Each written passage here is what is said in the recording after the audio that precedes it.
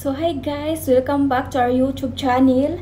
So today's video guys, pag-usapan natin yung mga benefits sa Popo Agency. Bakit kailangan mo ba talagang mag-join sa agency?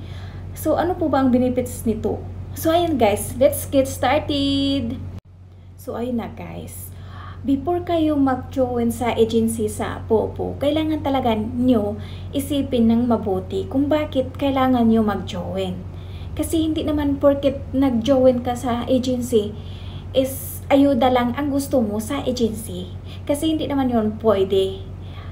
Kasi pag ayuda lang ang gusto mo, mapurdo yung agency.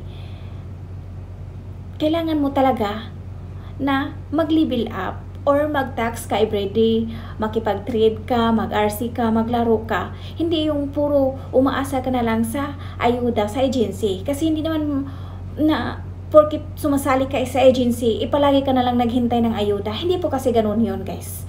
'Di ba? Tapos pag hindi ka nabigyan ng ayuda, gusto mo na mag-quit. Hindi po yun ganun guys. Pag nag-join ka ng agency, kailangan mo talaga pag-isipan ang mabuti kung bakit gusto mo sumali dito.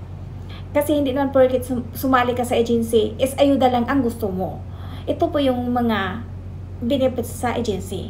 Pag may agency guys, kung may agency ka, sila yung mga member ang doon ka makipag-trade sa kanila para hindi ka ma-scam. Kasi ang dami pong scammer sa Popo. 'Di ba? Kailangan doon ka lang sa ka-agency mo, mga member or mga kakilala mo lang mag-trade. Huwag ka basta-basta makipag-trade. Lalo na sa mga naka-banner, yun talaga ang mga scammer. Ang dami pong scammer guys. Kaya huwag po kayong basta-basta mag-trade kahit na mag-trade sa mga taong hindi nyo kilala. Kasi ang dami po talagang scammer sa Popo. So ayun na guys, di ba sinabi ko na nga, pag sumali ka sa agency, hindi naman porket sumali ka is ayuda lang ang gusto mo. Di ba? Sumali ka sa agency para may maupuan ka or para kung may tanong ka, magtanong ka lang sa mga ka-agency mo, ka mga member mo, ganun. Hindi naman po itong na sumali ta sa agency is naghintay lang tayo ng ayuda. Kasi may mga agency na nag-base lang sila sa kita mo, sa earnings mo. Kung wala kang earnings, so anong maibigay sa agency? Di ba wala? Kaya kung sumasali ka sa agency, dapat talaga guys na marunong ka rin gumamit ng Popo kung paano pataasin yung level mo. Dapat mag-RC ka or mamuhunan ka kasi ganoon naman talaga ang Popo. Kailangan mo ng puhunan para mag-level up ka. Kasi hindi ka naman basta-basta mag-level up kung hindi ka mamuhunan. Yung iba guys, malaki silang puhunan kaya nag-level up na sila. Kaya ikaw dyan, na level 1 ka pa, mag-RC ka na or else kumuha ka ng mystery box, magambol ka, baka manalo ka, or maglaro ka, baka manalo ka.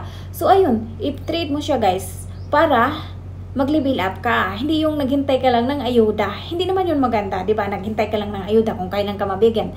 Tapos pag hindi ka nabigyan, mag-quit ka. Hindi po yun maganda. Kahit saan ka sumali ng agency, pag nag-quit ka, example, sumasali ka ngayon, tapos kinabukasan mag-quit ka, hindi ka basta-basta nila i-release. At isa pa guys, i-block ka nila. Diba? Yun ang masakit. Kasi pag i-block ka, hindi ka na pasok sa agency. Hindi ka na makakuha ng ayuda. So, kawawa ka. Diba? Kaya kung yung agency mo dyan, na kahit paunti-unti lang yung makuha mo na ayuda, okay lang yan. Diba? Ang gawin mo is mag-trade ka. Mamuhunan ka. Yun talaga guys. Kung gusto mo mag-level up, kailangan mo talaga ng puhunan. Kasi kung hindi ka mamuhunan, hindi ka mag-level up. Kailangan mo ng puhunan para mag-trade ka or maglaro ka para mag-enjoy ka. Huwag mo na lang talaga isipin pag natalo ka. Kasi ganoon naman talagang laro. Manalo or matalo. Yan lang naman. Diba? Kung hindi ka manalo, matalo. O, diba? So, ganoon talaga ang life guys. Yun ang benefits sa agency, kung bakit kailangan mo ng agency. Kailangan mo ng agency para may makipag-trade sa'yo or mag-stay ka. Kailangan active ka guys. Kailangan talaga active ka. Mag-stay ka sa panel ng agency mo. Kahit may coins ka man or wala, mag-stay ka. Or may coins ka, mag-gamble ka doon. Baka manalo ka. Diba? Ganun talaga ang life guys. manalo or matalo, ganun lang. So, ayun na guys, di ba? Sinabi ko na nga kanina, hindi porkit sumali ta sa agency, maghintay lang tayo ng ayuda. Kailangan din natin mag-level up para may earnings tayo. Kasi paano kumita ang agency kung wala kang earnings? Tax ka lang, di ba? Hindi po kumita ang agency. So, anong ibigay ng ayuda? Di ba wala? Kasi guys, pag nag-tax ka lang, parang kunti lang naman talaga ang commission dyan sa agency. Kaya kailangan mo talaga ng mag-trade para mag-level up ka. Para din yan sa sarili mo. Kung gusto mo talaga mag-level up, hindi naman porkit sumali ka sa agency, naghintay ka lang ng ayuda. Kasi imagine, 1 week ka na, level 1 ka pa rin. Diba? Ang boring naman. Pag level 1 ka pa, tapos 1 week na, kailangan mo mag-level up ng level 2, level 3, at saka more, para makapaglaro ka ng games. Lumabas siya guys, level 2, lumabas siya ang games. So, mag-games ka na ng ocean hunt, baka palarin ka, manalo ka, fishing, ganun guys. Kailangan mo ng mamuhunan. Ganun talaga ang popo guys. Kailangan mo ng puhunan. Kasi kung wala kang puhunan, hindi ka mag-level up. Kung ayaw mong mamuhunan, so wag ka nang magpopo. Kasi sayang yung time mo. Or mag-tax ka lang, sobrang tagal mo talaga makaipon ng points. Kung mag-tax ka lang, baka abutan ka ng 1 month, hindi ka pa maka-pay out. Lalo na kung inaasahan mo lang yung ayuda, ay nako, baka abutan ka ng siyam-siyam, tsaka ka pa maka-pay out. So, kailangan mo talaga ng effort, tsaka, di ba, makipag-friend ka sa mga ka-popo. Ang daming mga tao, kailangan mo makipag-friend sa kanila. O pumapasok ka sa kanila, baka magambulan ka, so, makapag-friend ka, So, kailangan mo talaga nga na may points ka din para kung mag-stick ka, di ba, nakakahiya naman mag-stick tapos wala kang points 1 week, wala kang coins 1 week, hindi ka makagamble, di ba? Parang nakakahiya naman mag-stick na wala kang ibagsak, di ba? So, kailangan din natin na kahit makapal yung face natin, guys, kailangan din natin magbagsak na, di ba? Hindi naman sa pilitan, hindi ka naman pinilit na maglaro ka ba or maggamble ka ba, di ba? Hindi ka naman pinilit or maghagis ka, di ba? Hindi ka pinilit, nasa sayo po yan. Pero ito yung sinabi ko, hindi po tayo aasa sa ayuda. Kasi kung aasa tayo, baka abutan tayo ng siyam-siyam, tsaka pa tayo makaipon ang points. So, ang gawin mo is na mag-RC ka, makipag-trade ka, maglaro ka. Ganun yon ang sikreto. Diba guys, yun ang sekreto. Maghagis-hagis ka para manalo ka. Malay mo, diba, swertihin ka.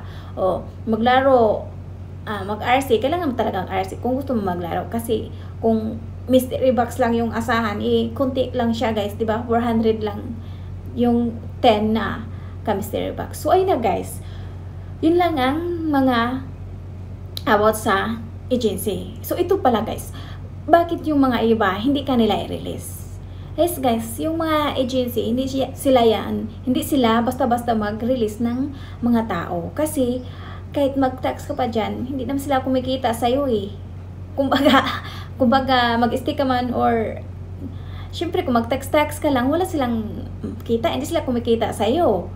So, kailangan mo talaga makipag-trade, mag-RC ka para may kita yung agency, para may ibigay yung agency sa inyo.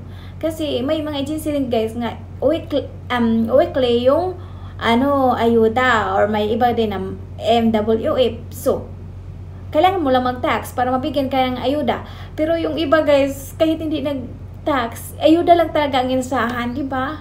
May ganun ba? Di ba? Huwag naman kayong ganun guys. Dapat kayo, mag-effort din kayo mag-tax para sa inyo din naman yan na maka-ipon kayo ng points, hindi yung naghintay ka lang ng ayuda. Ano pa yan, di ba? Hindi ko naman sinabi na basta may ganyan talaga na tao guys, naghintay lang ang ayuda tapos hindi naman nag-tax, diba? Ang pangit naman pag ganun. Kaya huwag kayong ganun guys. Kung sumasali kayo sa agency, dapat marunong kayo makipag-close kayo sa kanila, diba? So dapat mag-stay ka, active ka sa agency mo, hindi yung gusto mo lang ng ayuda, di ba? Pag hindi ka nakaupo, nagalit ka, gusto mong mag-quit. So, hindi siya maganda, guys. Kaya ito talaga sinasabi ko, pag sumali kayo ng agency, dapat iniisip nyo ng mabuti kung ito ba talaga agency ang salihan nyo or hindi. So, ina guys, yun lang ang aking video. Don't forget to follow my ID number. So, ito yung ID number ko guys. So, yan guys. Thank you for watching. Don't forget to like, subscribe, and click the notification bell para mag-notify ka sa bago kong video.